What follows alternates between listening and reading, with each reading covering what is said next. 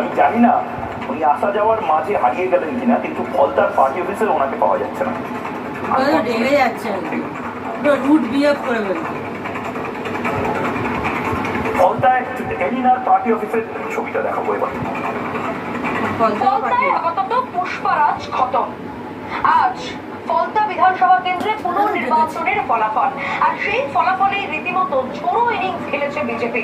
কিন্তু কোথায় গেল পুষ্পারাজ জাহাঙ্গীর খান?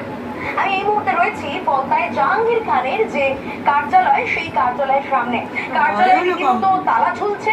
হয়ে গেলেন এই এত বড় মাতব্বর নেতা আপনি।